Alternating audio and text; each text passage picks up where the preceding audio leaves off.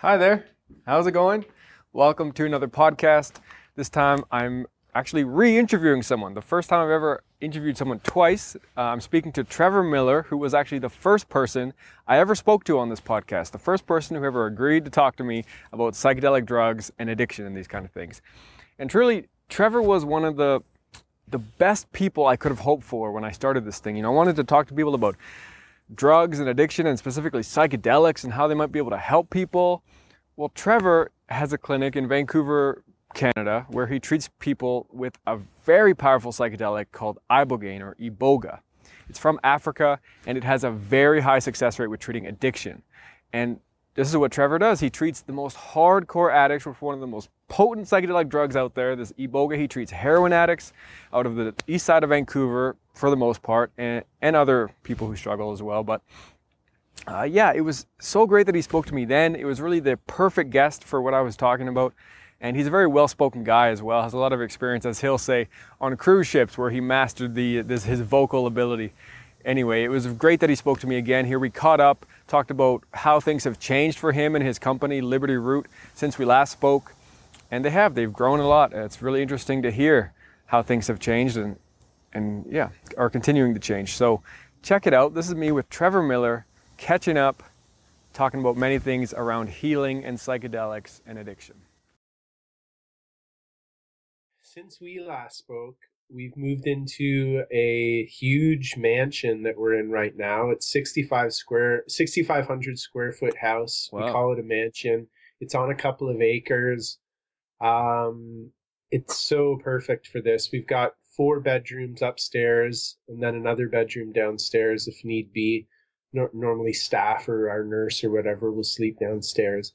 But then we've got 3 big rooms for treatment rooms. It's incredibly comfortable house. It's still in White Rock and Okay. but closer to the beach. Big, beautiful Nice. neighborhood. Like Wow. surely one of the best neighborhoods in Canada. It's crazy how nice it is around here. Wow. And yeah, and that's all to create this incredibly healing environment. And that's definitely what we've got going on here is a house where as soon as people get in here, they're like, wow, this is nice. And it kind of lets everybody's fears fall away as soon as they arrive as well. Or to a big part. I had one father say to me as he was leaving his son with me, saying, "Thank you for being who you said you were." Oh, that's cool. So the house really adds to that, Right. I think. Yeah, that sounds like a pretty big physical upgrade there from just the last So we little can take house. up to 3 clients at a time, which is nice. We don't always have 3, but we often do. We've got 2 clients here right now. Actually, they did their flood dose Friday night. We started, and they're getting massages today, so it's gone really well. Oh wow, Actually, okay. Massages now. Yeah, for sure. The doctor that works with us, so we're lucky enough to have a doctor that prescribes morphine, and I was just published in a paper. She got a co-authorship on that paper that ended up in a medical journal. So Right, yeah. it's worked out really well for her too, but she just finally took Iboga this weekend as well. Oh, okay, yeah. So she got her massage this morning, but so we Okay. actually have 3 people here. But yeah, I think it was pretty transformative experience for her. She Yeah. seems pretty smiley today. I guess that makes sense. Yeah, if you're gonna be working with people on this stuff, you want to know what you're giving people and what the deal for is. sure. Yeah, especially, word's getting around that she helps us out, so people ask her if she's experienced it, and she's Right. been saying no, but she's got a great idea of what it's all about right now. She's what did she mention yesterday? She's like, a lot of stuff about pride came up for her, and she said but the medicine showed her that forgiveness was the cure to pride. And I said if Iboga is anything, it is a remedy for forgiveness. It's a forgiveness medicine. It brings forgiveness into a person's life for sure, whether that's forgiving the use of drugs so it disappears, or forgiving PTSD type things, whatever it is. Right. It's pretty amazing. Right, you found that's a big key in helping these people who have these addictive tendencies or whatever. Forgiveness is a big part of that. Yeah, forgiveness is huge. Forgiveness as a universal principle, it's everything, it's wiping the slate clean. It's getting rid of all the momentum that you've had in a certain direction regarding anything. The device that's in use whenever any of that is changed, whether it's accredited or not, it's an act of forgiveness on some level, Right. by getting rid of something. So what else has changed? Has anything else changed other than just the physical upgrade of the location? So yeah, loads has changed. It's like I'm on this hyper evolution that's Right? Yeah, it's gonna keep I'm changing, I guess. riding this wave. It's pretty incredible. A lot has happened. I did buy out my business partner. So in December, we decided to go our separate ways. Just wanted to, there's a whole bunch of reasons, but we're still very good friends. It was a great offer I gave him. I think he was quite happy. So we are great friends. We're going to be doing a psychedelic psychotherapy training together in the summer. So, lots of room for building our relationship better. It just seemed at the point that we were at, we weren't really healing in a few of the areas that our relationship needed to heal, and working in such proximity together kind of seemed to be preventing that from happening. Okay. So you've taken over running the actual Liberty route yourself more. Like so I'm in charge of everything now. And really, it's almost too small a ship to have two captains. So everything's running out very smoothly now. And we're really able to embrace a few of the principles that I've learned in years of managing people and years of working within corporations and organizations and cruise ships and organizational structures, and being able to, create the corporate, we are a corporation. We are three staff, really, but create a corporate culture, created a culture of living and working and doing this where we stay very healed and happy through it all. I've had, self-care is a very big thing for us. Did you work out today? Did you meditate today? Are you staying sane?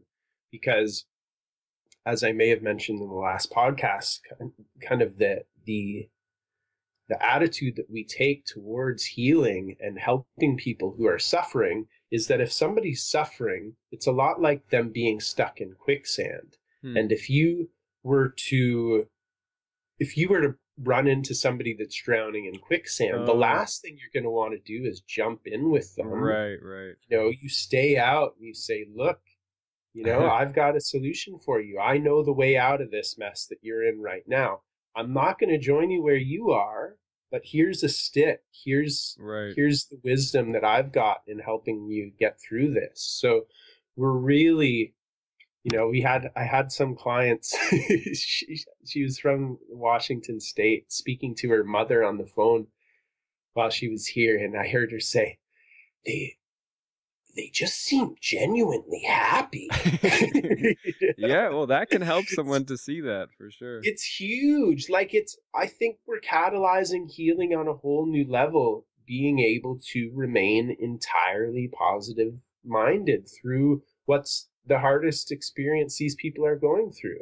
Right. There's still empathy, there's still compassion, but there's not maybe sympathizing. There's not jumping in that quicksand with them.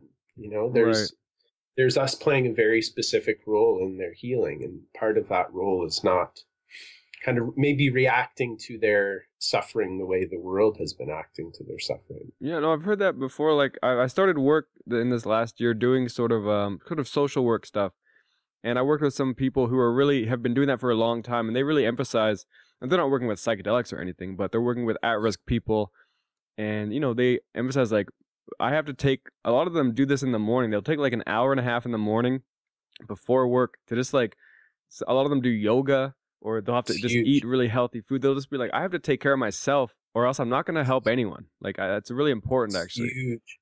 Yeah. It's everything. And it's an old saying, physician, heal thyself. That should that's everybody. Everybody heal thyself. Before you're Right. trying to take care of anybody, you need to make sure that you're somebody worthy of taking care of somebody, Yeah, you yeah, know? What right. do you got to offer me? You seem to be, your life seems to suck, you know? Yeah, yeah, right, Whereas right. where if you can be an example, you know, Mm-hmm. I am happy and living a great life because I take care of myself. And you Right. too can take care of yourself. Let me show you how. Yeah, right. So as far as like, so has anything changed in the way that you like administer Ibogaine, or Oh, have sort big of time. any kind of like have you added like more ceremonial stuff or more spiritual Yeah, context, actually. or yeah. Yeah, all that. So first thing, well, I'll show you this. This is Oh wow. the Global Ibogaine Looks Therapists so Alliance. official. I know they put out this, Okay. official guidelines on how to detox somebody with Ibogaine. You'll notice that guy right there with the Oh, blindfold on. oh yeah, yeah. The photo shoot was Familiar actually goatee, yeah. done in our place here. So I ended Oh, up being the cool. model. So I don't Is know. that like I that's did for not Canada? contribute in any other way to that guy. Oh, okay. You're the model. Yeah, I'm a very superficial contributor to that.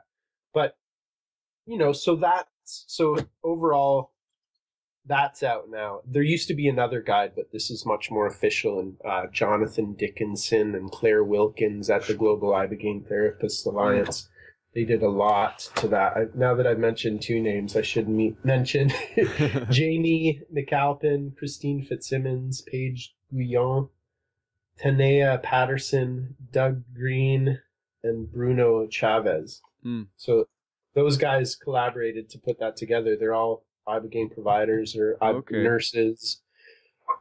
So there is those kind of guidelines, and that it's you know it's a basic protocol that's in there, and it's got all the Yeah. safety measures in there. The basic protocol is what we were doing back in the day, last time we spoke, which is essentially you're giving them a small test dose, enough to make sure that they're not allergic, Right. and then you're hitting them hard with the flood dose, and a half an hour, a few hours later.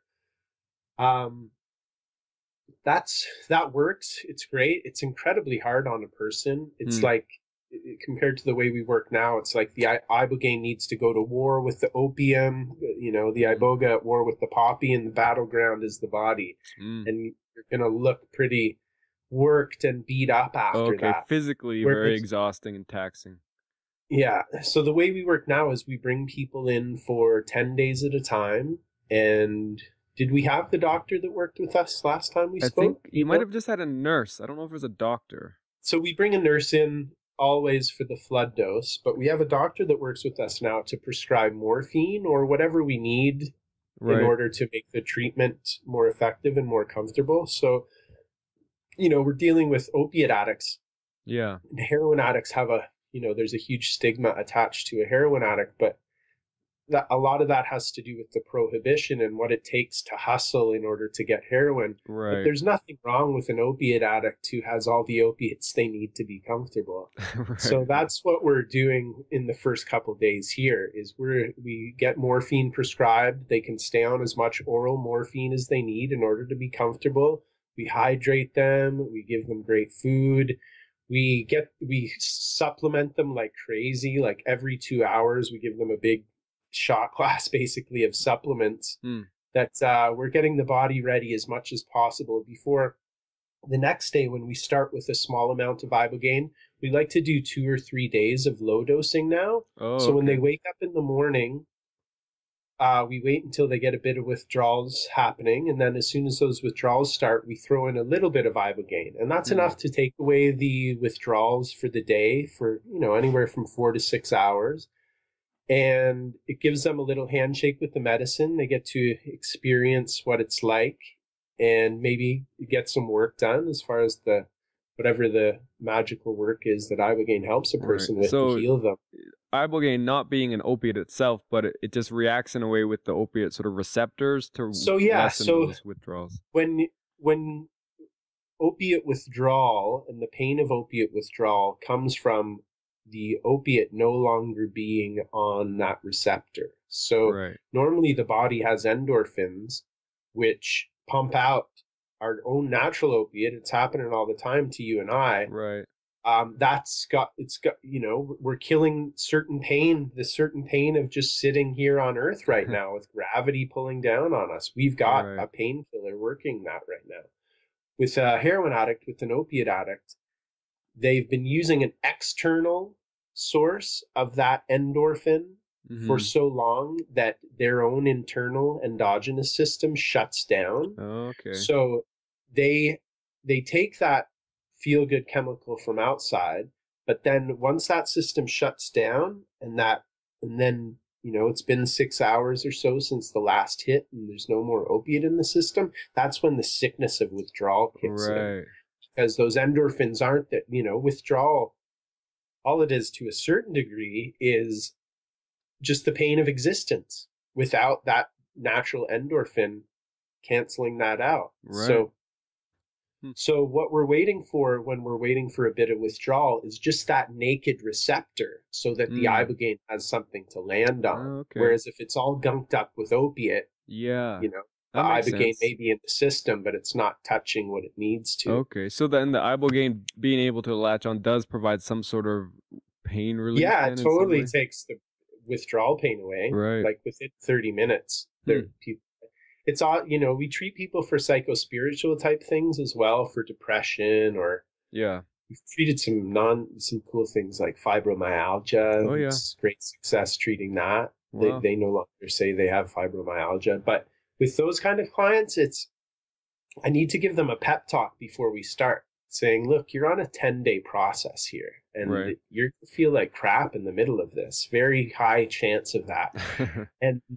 But you're going to have to keep in mind that you're on a 10-day process, and you will feel better at the end. And trust me on that, and that's why you're paying me all this money.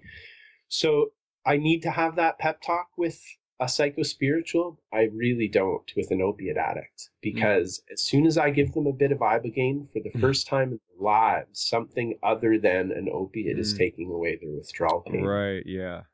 So it takes that away and kind of starts cleaning them up for 4 to 6 hours. And then when their withdrawals start coming back, then I re-administer morphine, but I seem to need to use about half as much. So the Ibogaine has done some of its work, so they don't need as much morphine to be comfortable anymore. So I can do that for 2 or 3 days and really wean them off the opiate quite a bit before the 4th day of medicine, which is when we do the flood dose. Okay, so you still do a big high dose flood dose. So then we bring in the registered nurse that next day and do the quote unquote flood dose. Right. That that then I have the talk with them before, saying we're not using any more morphine after this. I'm going to go in with a bunch of medicine. It's still not as much as we used to, because we've done a couple of days of low dosing. We don't have to hit them so hard. Okay. But I tell them, we're going in as low as we can for a flood dose. If your withdrawals do come back after this, we chase it with more Ibogaine. So that might happen. They might, 2 or 3 times after we start with the flood, they might say, I'm a little uncomfortable, and then we just give them a bit more Ibogaine and just chase the withdrawals until that doesn't happen. The old flood dose you were talking about would be something like 36 hours long. Yeah, it's still 36 hours. I'm still giving them so much medicine. It's still okay. 14 to 16 milligrams per kilogram versus the 24 milligrams per kilogram. Okay. So it is a lot less, but it still lasts around the same time. It's like, you still haven't done Iboga, have you? No. You got to come on down, man. It's wicked powerful. One day. It's the granddaddy of all. Everybody, these hardcore drug addicts, drug users, proud of their drug use, come in and they're like, no, whoa, nothing is as strong as that. It's pretty intense, eh? Yeah. Okay, so what about, did you also say you added some more like spiritual type of or ceremonial context too? Yeah, so, I'm doing this because of my spirituality. I learned a long time ago, though, that sharing my spirituality outright was not necessarily the wisest. Anybody that starts learning this stuff goes through the evangelical phase. You want to share? Everybody needs to know this stuff. Yeah.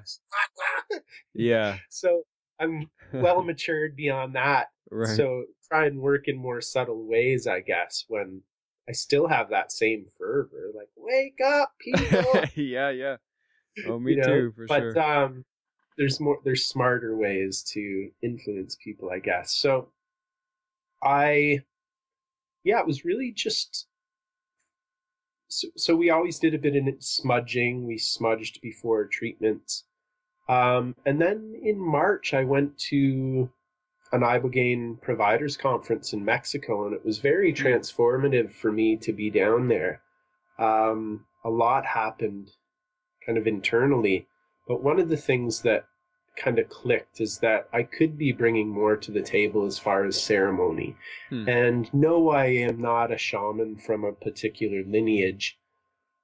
But out of respect for what this medicine is and what it's taught me, I thought it is very important to set up a certain atmosphere before I give people all of this medicine. And,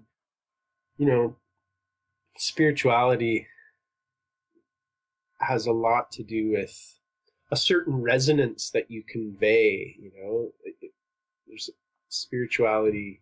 There's a saying, I think Thoreau said, who you are speaks so loudly I can't hear what you're saying. So I've been studying, I have to do some soul searching before I do something like a ceremony, and see if I'm worthy to do something like a ceremony. And at this stage in my life, 40 years old, I've been on the kind of consciously on a spiritual seeking path for 20 years now. Malcolm Gladwell talks about the outliers in his book, The Outliers, and talks about how people attain a certain mastery over something after practicing it for 10,000 hours. Yeah, I've heard that a lot. Yeah. So I've kind of hit that level with my spiritual seeking, and I've put in 10,000 hours of contemplation and reading and really digging into that stuff, and I've definitely seen some inner changes because of that, especially recently. We could get into that a little bit, actually, and it's kind of started in this Mexico thing. But there I realized, that I do need to be bringing a bit more ceremony to it. So we do just that to create like you said, create some like a vibe, create an atmosphere beforehand to set them up the right way. Yeah, really sets up the vibe. There's a great Australian movie called The Castle, and it's just the vibe of it all, man. It's just the vibe of it all, and It's true. It is, to bring everybody in one of our living rooms here, sit them in a circle. I explain at the beginning, say we didn't always do this, but we feel it's really important to set up an atmosphere first and help you guys set your intent going into it.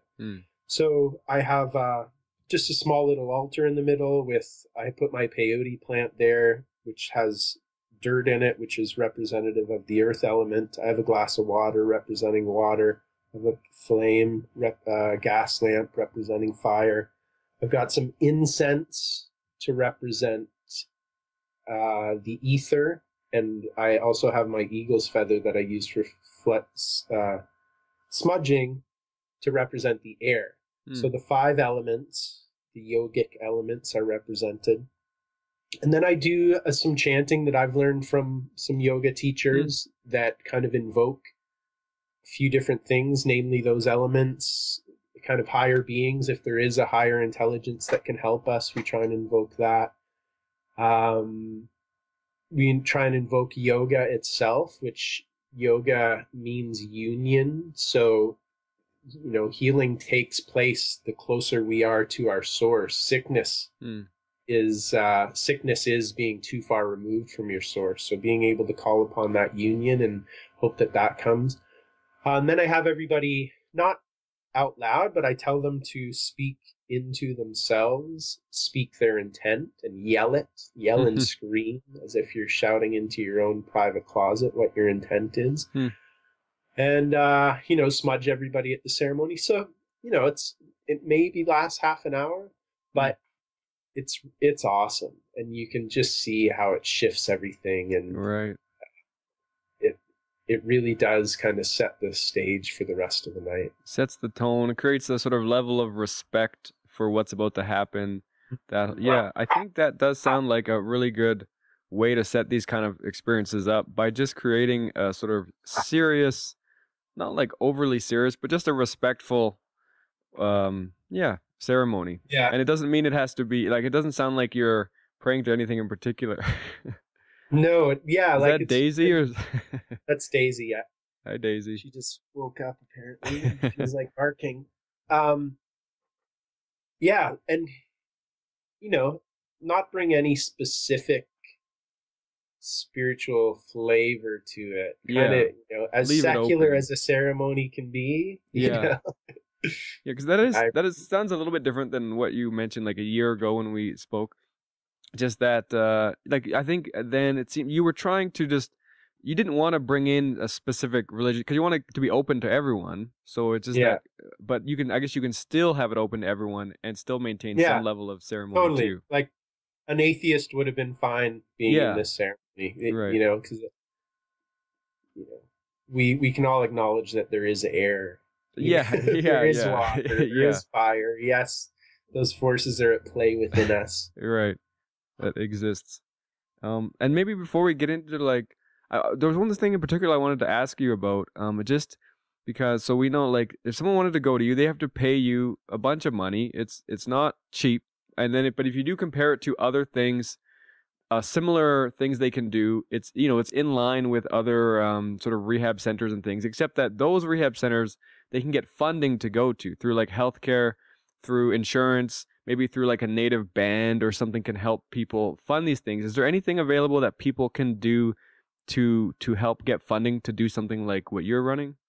We've treated a few people that have kind of crowdfunded themselves, like gone to GoFundMe or whatever. Yeah. That's created a video and raised the full money for the treatment. I've had 2 people do that. Wow, that's a new way of finding that. Yeah. Yeah, but unfortunately, it's still not kind of sophisticated enough to have all the other things in place.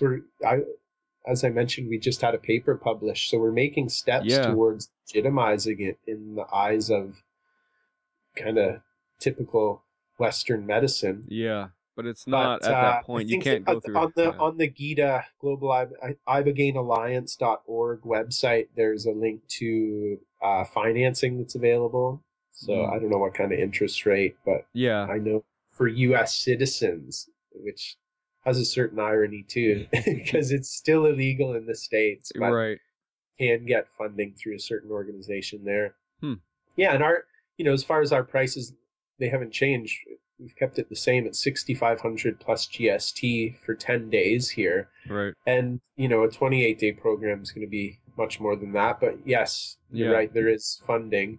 The success rate isn't as high. And even compared to other Ibogaine providers, like we're 6,500 Canadian, which is, compared to the US going to Mexico, that's 5,500 US or 65 or 10,000 US for a lot of places down there. So people save money on the exchange rate here as well. Yeah, I was just curious if there was anything, if there's any kind of insurance company that would recognize this or, but not really, not yet. It'd be cool if there was. And, we still have our scholarship program as well. So, right, yeah. People, we tend to try and do that for people that live here in Vancouver, and more so people that have been tied to that downtown east side part of Vancouver before. But we've treated a bunch more people for free and have, we kind of have a sliding scale as well. Yeah. I think a woman I'm treating next week was able to come up with $3,500 or something. Oh yeah, made it work. That it takes a special person for me to make that happen with, somebody that I know is kind of at the place where this is really going to work for them. So right. the last thing I want to do is spark more pestering, but somebody that pesters me enough and, you know, yeah. is, yeah. But, you know, on the other hand, there's something about coming up with $7,000 to get something done that makes you more personally invested, you know, Yeah, like, sure, yeah. damn, I just dumped $7,000 into Yeah. this. I'm going to make it Yeah, work. I'm not gonna You know, pull out on day there's 3. a certain danger in giving it away for free. You're right, yeah. Sure, I You can know? see that. So maybe we could talk about now just that paper you were a part of. The Yeah. yeah. So it's called, it was published in the Journal of, uh, A really Journal of official. Psychoactive Drugs. Okay. Oh, okay. And it was 4 doctors: Lori Cloutier-Gill, Evan Wood, Caroline Ferris, and Eugenia Solis, and me. So I'm the only one without initials after my name in Right. this paper. But Evan Wood is a gentleman who is, you know, very well respected within the addiction and recovery scene in Vancouver and Canada overall. He works through St. Paul's Hospital. He also works through UBC. And it was, I think, February of last year, I got a call from Mark Hayden, who works. Oh yeah. Yeah, he's awesome. Look him up. And Yeah, no, I've just contacted him too. actually because he spoke at that conference that you spoke He at. We can did, talk yeah. about that later too because you're talking there again. But yeah, Yeah. he was talking about drug education for youth, I think in particular. Yeah, yeah, he's a great guy. He knows a lot. You should have him on your podcast for Yeah. sure. I can pick that up. So he called and said, "Can you present about Ibogaine to St. Paul's Hospital next month?" Yeah, of course. So I put together a PowerPoint presentation and went into St. Paul's Hospital and went into their boardroom, set up my laptop, and then there were probably about 10 to 15 other people. There were a bunch of doctors, a bunch of RNs, at least one research assistant. And we kind of did around the table. Evan Wood was obviously in charge, and introduced ourselves quickly. And then the floor was handed to me, and I did this 20 to 25 minute long presentation on Ibogaine and the work that we're doing here. Wow. And it was pretty neat, actually, to speak to a room of doctors like that, Yeah. and to finish my presentation. And then Evan said, "Well, does anybody have any questions?" And nobody really had any questions. But he did. He had some specific questions, but Right. you know, I kind of explained it all, which was nice. And that meeting essentially ended with him saying, "We're really excited to work with you." So we're hoping to do a clinical trial. Right. While we were getting prepared for the clinical trial, Dr. Wood said, "Do you have some clients of yours that could speak to us that we could do a case study out of?" So a couple of people were in touch, and this paper is, you know, just a one person's case study, but it's called Remission of Severe Opioid Use Disorder. And this woman had been a heroin addict for 20 years and tried everything to quit, had been on all of the therapies that, you know, a doctor would prescribe: methadone, Suboxone, everything. Right. And just none of those worked for her. So this paper is really around the fact that Ibogaine might be good for people that nothing else is working for, because it worked for her, and here's her story. So you know, one dose with Ibogaine, and she got rid of a 20-year habit that nothing else could work on. She actually was injecting. It's cringeworthy, but when she got to us, she had one vein left that was working, and she was injecting into her forehead. Oh yeah, maybe you told me about her before too. Yeah, so she's downstairs right now. She's turned into my best employee, my apprentice. Oh wow, that cool. everything. So more than almost 3 years clean now. Mm. And I have a policy that if somebody wants to help out around here, that they need to stay clean for at least a year before they come back. So I think she had been clean almost a year and a half. And, I say clean, but that's off of opiates. Yeah. The other thing, something that comes up is, abstinence is not the way for everybody. So, she still enjoys a drink. She's a non-problematic drinker. She can Right. handle that, but she's been completely away from opiates Which ever was since her the treatment, problem, the real. which is what she came to be treated for, right? Yeah, so stuff like that, results like that really just, it's hard, you can't deny something like that. It's, I know. that's what. That's, Gabor Mate did I was talking to him, or no, where was I? I was at a fundraiser last week, and he was talking about that. He said something along the lines of, "I don't need the scientific studies. Yeah, I see it every day. Yeah. Like, you see one life transformed like that, you're sold for life. But to week in, week out, like, you should see the texts I get at Christmas time now, the calls I get, like the gratitude." Because it's, there's nothing that's more transformational that I've seen. That is the thing about these things. That's like, I have this podcast and I get into a lot of talk about what do you think these psychedelics are? Are they linked to spiritual stuff? Are they this? Are they that? And everyone has a different opinion. But really what it comes down to for me is this, that they can help people a lot. And it doesn't really matter what they are. Like, maybe we don't know that yet, and that's okay. But they can really help people seriously. And that's what's really important, I think, right now to focus on. Yeah, so transformational, where nothing else. And sure, there are therapies that work to combat certain ailments. It's often a long, hard go of it, though. Mm-hmm. Whereas you can have one session with the psychedelic in a proper therapeutic setting, and you're so radically transformed. I say that psychedelic therapy, it's like cleaning your glass from the inside out. It's not like it adds anything. It just takes away things. Yeah. Gets rid of it's shedding skin. It's getting rid of the shit that doesn't serve you. Right. I just had I try and take Iboga once a year, it seems, in big doses. I like to microdose quite a bit. Oh, yeah. On the day-to-day too, but at least one big dose once a year. And I just did it about a month and a half now ago at a provider in Squamish. Oh, okay. So you go to even Mark someone Howard. else to do it. Yeah, so he's a good friend and wanted me to see his style of working. He's been trained a bit more in the Bwiti tradition. Okay, yeah. So I was pumped to do that. The timing finally worked out.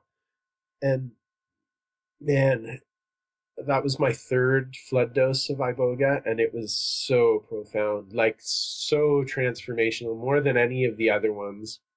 And the other ones were good too, but it was almost like these ones were in preparation for the first couple were in preparation for this next one. And it was the least physically taxing one that I've had. The first time, it really took a week to recover. The second time, it's all third eye, like my forehead was pounding. It was just hurt. So it was an uncomfortable flood. But I knew, uncomfortable except for through the context that I know I'm getting, cleansed. Right. But this last one was quite comfortable. And the way Mark worked, he's ibogasoul.com.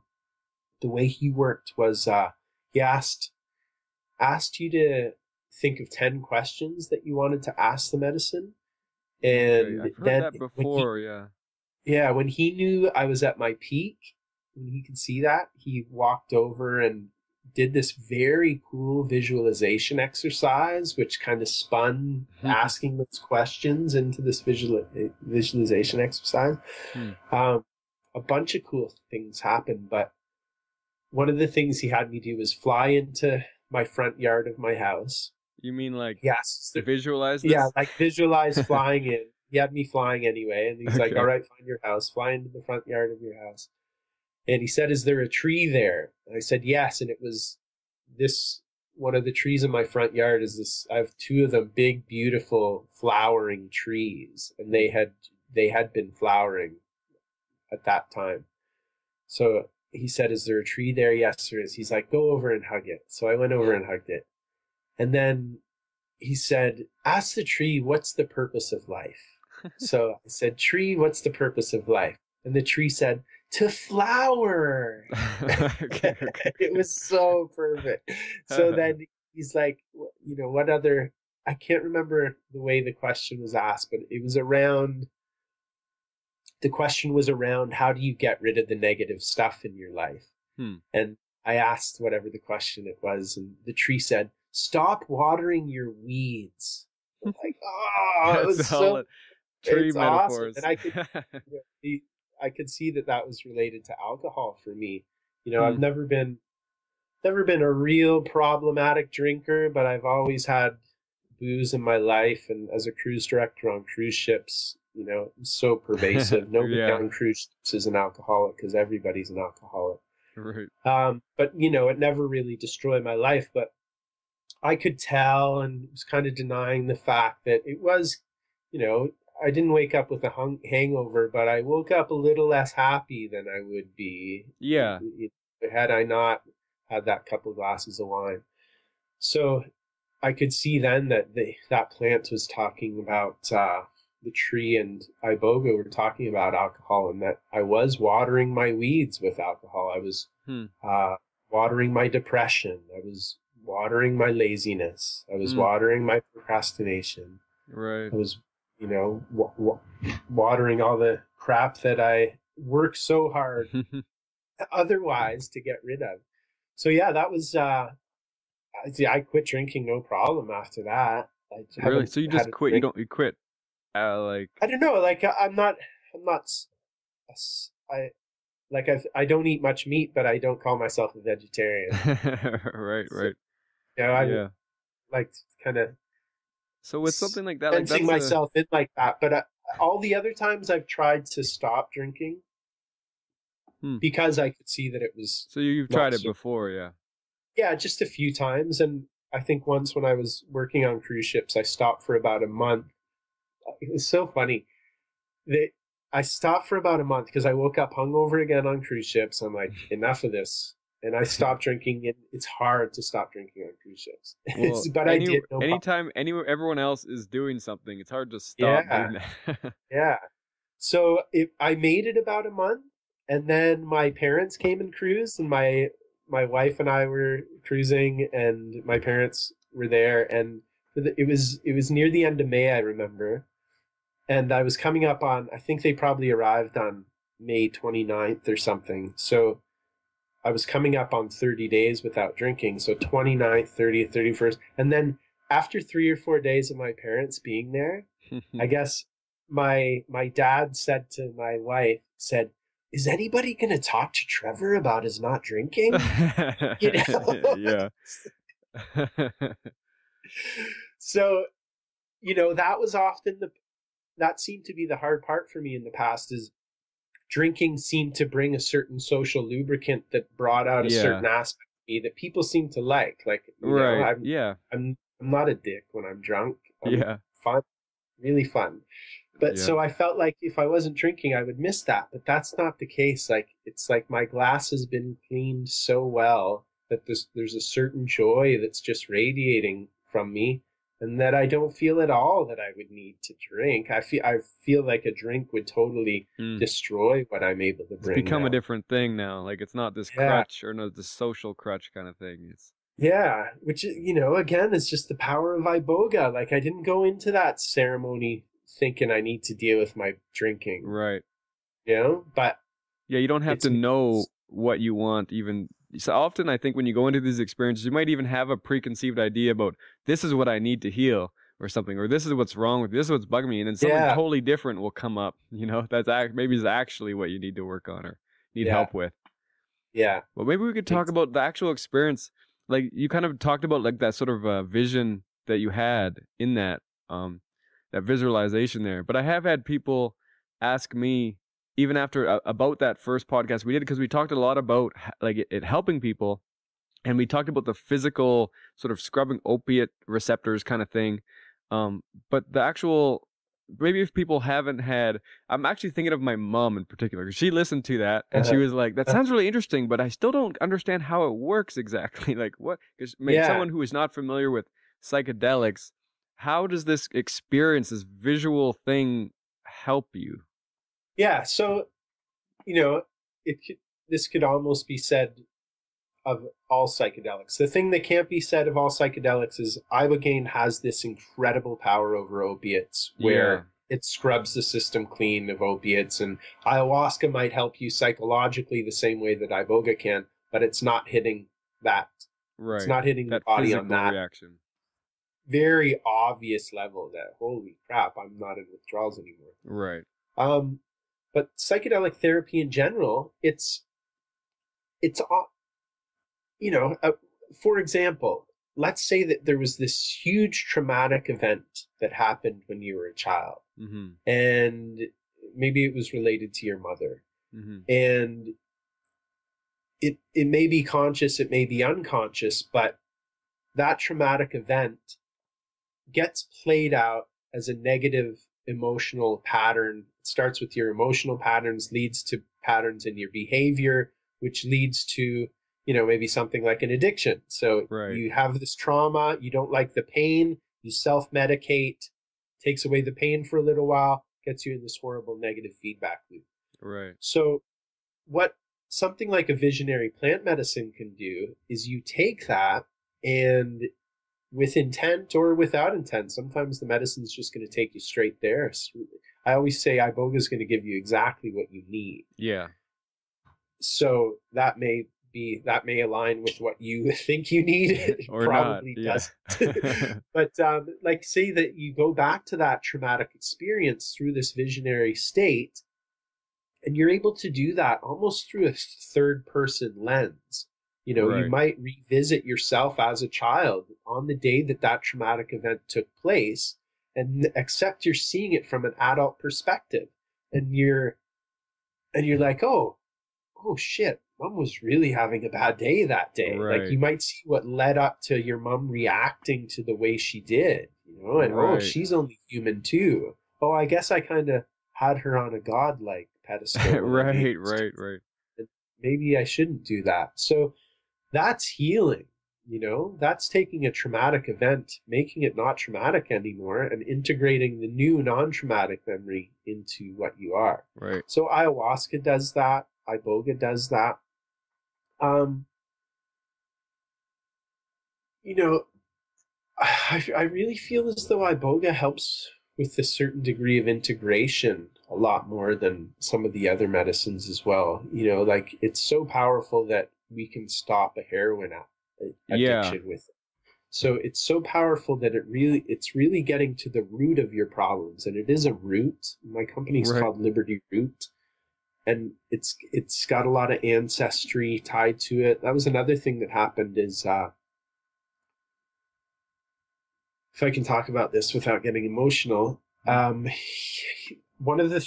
so it is an ancestry medicine. It can kind of take you back to your ancestors. So one of the 10 questions that I asked to, number one, see a friend of mine who passed away. Today's the anniversary of his death, Jeff Gatto. So one of the things is I wanted to see him and talk to him. And then I mentioned my grandparents on my mom's side. They're both gone.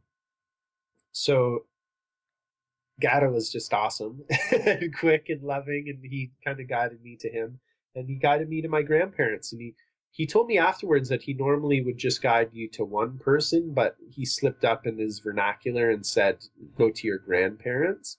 So I went to my grandparents, and my grandmother she was an unconditionally loving presence in everybody's life. So I just picked up on lots of that. Thanks for dropping by, and we love you, and great work. And it was really beautiful and loving. And then Mark was kind of leading me on to the next thing. And my grandfather, who had been there, he died years before my grandmother, but he he stepped forward. He's like, wait, I have something to talk to you about.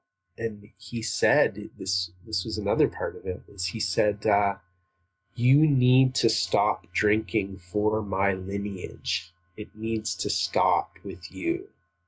So Wow. he had been a World War II vet. He suffered PTSD, shell shock, they called it then. Yeah. But, spent his whole life traveling from legion to legion, connecting with other people who had been through that to try and make sense of it all. And he too was a kind of a friendly drunk in some way. He wasn't Right. he wasn't necessarily friendly, but he wasn't unpleasant. But he would drink a case of beer a night. So,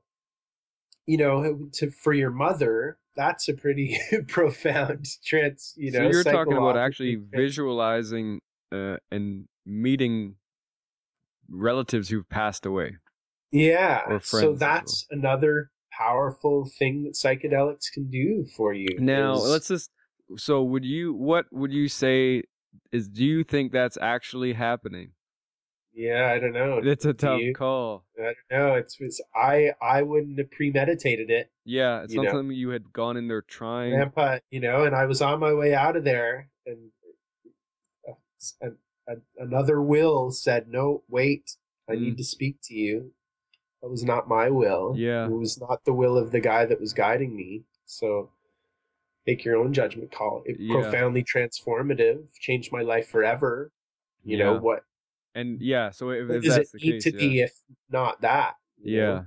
And that's something I'll add to your description of it too. It's like, it's not just that you can like have these visualizations and that, because I can think about that right now, but it's the visual aspect of it's so potent or so strong. Whether it's your third eye, that's kind of used as the metaphor. Maybe that is what it is, but it's whatever it is, whatever your imagination is, it just seems to be turned way up where you can actually just picture people right in front of you and you can see these things as if they were real. It's amazing. But that's funny enough, that's not the case for me. Like I always say that I'm not a visual tripper. I don't get the phantasmagoric crystal clear images. I get impressions. Like, even when like I was with my grandpa, it was almost like we were. It's almost like we were talking through a cloud. It was. I definitely felt the presence, but to say that I know what you mean. When I came into the tree in my front yard, that was pretty visual. But Grandma and Grandpa, it was more like I was talking to their spirits rather than the form. I've experienced both for sure. There's been times when I've just, even like when I took ayahuasca, I did it 4 times on there, and there's one of them that was like a very light experience, that there was no profound anything, and I was kind of bored during it, and I was like, maybe I'll just picture my brother or something, and I just pictured his face, and I could just do it so clearly. Whatever. Yeah. But then there's also just times when it's just, you do feel more, it's more of a feeling than it is a visual thing, and that's why it is hard to describe, because we kind of describe things visually, so it ends up sounding a lot more visual sometimes than it is. Totally. Yeah. So what else? Yeah. We could talk about that conference that we mentioned. You're going to be going back there. I actually I was there. I interviewed of Kevin Parker, who is putting it on in Victoria, British Columbia. So I interviewed him before the last one that I attended, and you spoke there. Gabor Mate then was like the keynote speaker. This year he has Rick Doblin from MAPS who's speaking there. I think, what month is it in? Is it in July or October? I think the October 14th weekend this time. Right, but he's doing also like that workshop. Are you part of? You said you're a part of that too, like a sort of. I'm just on a panel with him. I'm not sure. I'm part of Rick's workshop specifically. But yes, a psychedelic psychotherapy conference. I think this might be the 3rd annual. The first one was fairly small. I think it is, yeah. It's been growing pretty steadily with each year here, though. Yeah. So, yeah, it's just so exciting. Like, what a new frontier that is attracting a lot of attention. It's so cutting edge. And the first time I spoke, I essentially did the same presentation that I did for St. Paul's Hospital. Actually, you can YouTube that if If you type Trevor Millar and Gabor Mate, Oh yeah. you can see that presentation. Yeah, I remember I was in the audience for that one. I remember them filming it there. Yeah, it was really good. Yeah, and it then, was good. To learn a lot more. Yeah, If so I've anyone been wants to invited learn back. more about this. I'm on a panel this time about kind of some of the legal aspects of it. Oh, that's another cool thing that's happened is we've been in contact with Health Canada. Oh, okay. A couple times now. So we had one of our clients ended up in the hospital, and that's why you do Ibogaine with a professional. Yeah. We gave her the medicine. We saw a few signs that things weren't going right, and we quickly called the paramedics. They quickly showed up. We had them on oxygen. By the time the paramedics came, we had a defibrillator there. Our nurse totally debriefed them, told them exactly what was going on. She went to the hospital. She spent a couple nights there. She had some issues with her heart. And she is no longer injecting 3 grams of heroin a day into herself. So overall, she's very happy with the outcome. Was that during the big flood dose that happened, or was that one of the it was during flood. Or it was, so she did go through the smaller doses and was fine, but then hit the... Yeah. Yeah, there's, I definitely learned a few things through that. Yeah. And definitely better because of it. But, bottom line is she's healthy, thankfully. She's no longer using dope, thankfully. She's going to school to be a lawyer right now and wants to help poor people. So it's all good. Yeah. So that got good trail of blessings. Created a conversation with Health Canada then. Yeah. So then Health Canada called the next week. And, hi, it's so-and-so from Health Canada. And I just went into total friendly mode. Hey, how's it going? Good. Oh, where are you calling from? Oh, great. Then you've got the same awesome weather as us. Yeah, nice. yeah. So, I kind of like that about myself. I'm happy if Revenue Canada calls. I'm happy if somebody like Health Canada calls. At the end of the day, they're just people doing their job. And if you can connect with them with a true rapport, then it's going to make the whole interaction a lot easier. So she was wondering where the Ibogaine came from. She'd obviously done research on Liberty Root and seemed to be in our court. And she's like, well, somebody needs to be helping these people. So she was wondering where we got the medicine from. That medicine came from a company in Montreal. Unfortunately, they didn't have the proper licensing to be selling it to me. Right. And so they have faced some hot water because of that. I am okay to be bringing Ibogaine from outside of Canada, though. So, right, you found another provider. So within that first interaction, basically what came about is, as long as Ibogaine's recognized as a natural health product by Health Canada, but it does not have an approved label for use, meaning there hasn't been a big clinical trial. It says this is exactly how you use this. Yeah. So Health Canada doesn't have that recommended prescription, as it were. Yeah. So therefore, it's a natural health product without a natural health product number. In order to import and distribute a natural health product within Canada, you need to get that number. Now, the caveat to that is if you are a healthcare practitioner that compounds the medicine on a patient-by-patient basis, then it's okay. Then you're exempt from the import. Okay. So I was okay after that first interaction. And then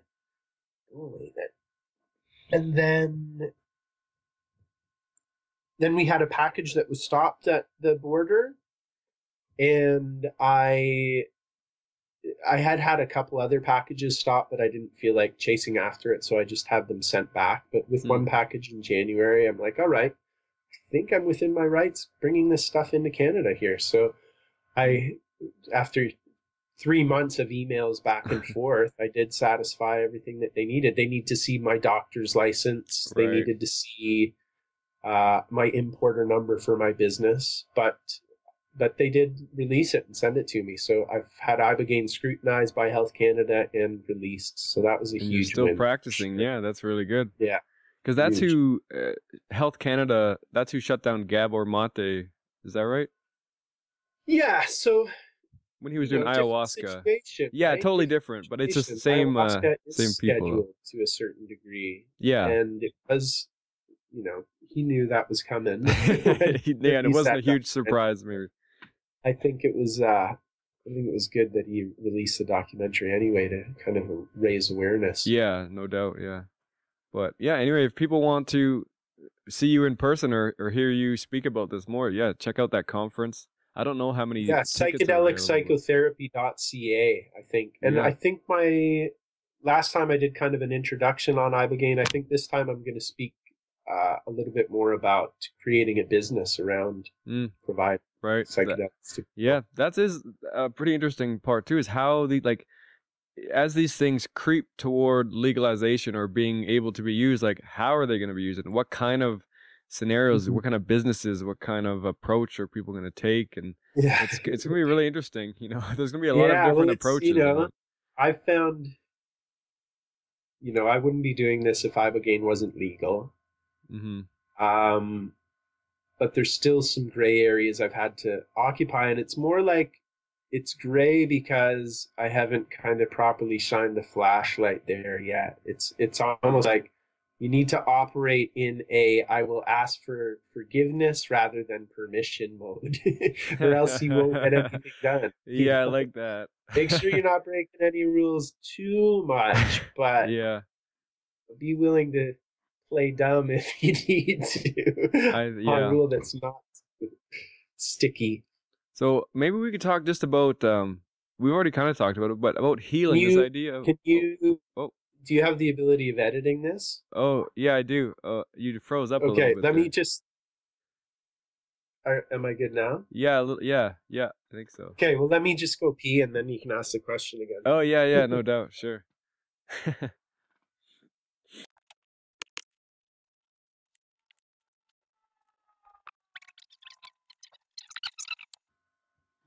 That was my doctor saying goodbye. Oh, okay. Good timing, I guess. Yeah, perfect. I wanted to get more into the idea of healing and healing when it comes to these psychedelics. And I have like a couple different takes on it. And I know because some people, this is becoming big. People are talking about ayahuasca, ibogaine, even magic mushrooms, things that can heal people. It's really, you hear about that a lot now. And a lot of people, I think, get turned off by this idea, like this idea that you're going to take this and be healed. Like, what does that even mean? Yeah. And it seems a little goofy. So funny.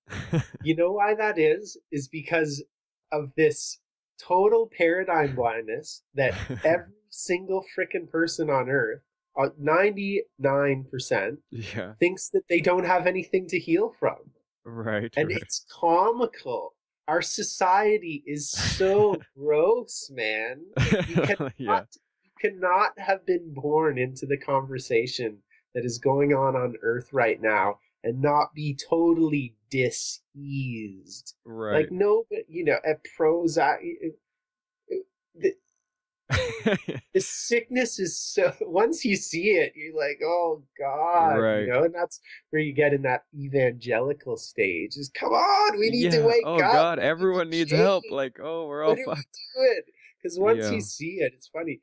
But that's the reason why people don't like that word healing is because they think it's got nothing to offer them. And that's comical and tragic, right. A black irony. So, I think really, I can speak a lot about Iboga, and I think this is quite true of other spirit medicines, plant spirit medicines, is they come with a certain vibration. Everything comes with a certain vibration. The universe is vibration. You've got trillions of cells vibrating, keeping together, incredible organizational force, but it is a vibrational force. So we are born with a certain, I'm trying to get away from computer terms and describe bodies, but we've got a certain operating system that we're born with, and it's running a certain way. And then as experiences happen, that operating system is influenced. And say you have a traumatic event, that's influencing your operating system. You've got a happy event that influences your operating system. And just the greater culture of values and things that all that's getting dumped into you. Your Disney cartoons are getting dumped into you. Everything's getting put into your operating system. And those are like patterns that then start running within you. So you've got, and then that pattern is a vibration. So how am I going to react when a scary man approaches me with a knife? I've got a set pattern of algorithms that's been put on top of my operating system that's going to determine how I act. If I've been traumatized in a way that I react to a news story the same way I act to a man approaching me with a knife, then I've got screwed up algorithms that are not serving me. So those vibrations, those patterns that have been set up in a person are no longer serving the person. And the world, the mainstream media has assured us of screwed up patterning, It's called programming for a reason, and the programming so far is not a very empowering set of programs. So a lot of fear-based stuff. People have anxiety and these kind of things, and a lot of it is due to this greater influences around them. And so these psychedelics can help just help people identify these in themselves, kind of thing. Well, I think it's especially with Iboga, the word reset comes up all the time, and I've heard one of the first people I ever treated with Iboga, that was what his comment while he was in the middle of it is. It's all vibration. It's all vibration. And I think what these medicines have the ability to do is get you back more towards your natural and basic operating system. It helps get rid of those funky algorithms that aren't serving you. And, Iboga is almost like a tuning fork. You're taking this incredible tuning fork back to the root of your being and saying, this is how you need to vibrate. Get rid of everything else. So it shakes away all those vibes that aren't serving you. So it's like cleaning your glass from the inside out. You don't recognize how dirty your glass is while you're staring through dirty glass. All of a sudden, once it's been cleaned up a bit, then you can't tolerate the dirt the way you used to, And that can even be, not that it's permanently clean then, but even if you get like a little glimpse into how it can be, like, oh, I can operate like this, like, oh, I can feel like this. Then the next day or the following years, you can kind of push toward that because you've seen it once. You felt it once. You can kind of get back there to it. Totally. And then come in.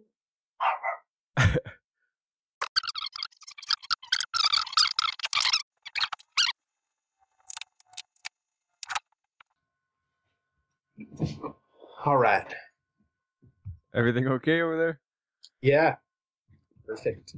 Okay. So so that's what happens is we flooded him Friday night, and just for editing purposes, I'll let everybody know that somebody just walked in the room here, one of our clients, and he feels a bit of withdrawals, and we gave him his flood dose on Friday night. So, the 36-hour point would have been around 10 a.m. this morning. But he just came in and said he's experiencing a bit of withdrawals. And what we do at this point is just give him a bit more Ibogaine. So for the same amount that I would have given him on those low dose days, I just gave him right now. And that's just going to, at this point, make him very comfortable and make him lie in bed. And that's how it works. Withdrawals creep in, a little bit more Ibogaine, withdrawals creep in, a little bit more Ibogaine until the withdrawals don't come back. Okay. So... yeah, someone like that is once you you're right now you're working on curing that physical addiction that he has and kind of in the final stages of it, and then he's going to go back home or wherever he was before. And I think another thing about the word healing that bugs people, I think, is the idea that you're healed, like it's over, like it's just done, it's final. Like once you send him on his way, is he now a healed man for the rest of his life? Or I would never use the word healing in that context either. I would never say, all right, I've healed him. You're healed. You're saved. And I think it's about the sort of process, I suppose. It's about the healing process and being able to move forward with that. For sure. So he's got plans to check into another treatment facility. So he's detoxed. I always say to our clients, Ibogaine's a detox. It's a Right. detox with benefits, but the more they look at it as just a detox and then create some inspiring aftercare strategy, the better. Right. Right. Yeah, you encourage them to keep going to whatever works for them, I suppose, but it could be a number of Totally. things. Whether I think you mentioned before that you'd even like if they got a lot from that sort of psychedelic experience, maybe move on, try something like ayahuasca. Maybe that would be good, or maybe get Yeah, for into sure. yoga or like Exactly. a group therapy or something. Exactly. All that is good. Yeah. So I don't know. I don't know if I have a lot more for you. Is there anything else that you wanted to mention specifically? I can't remember.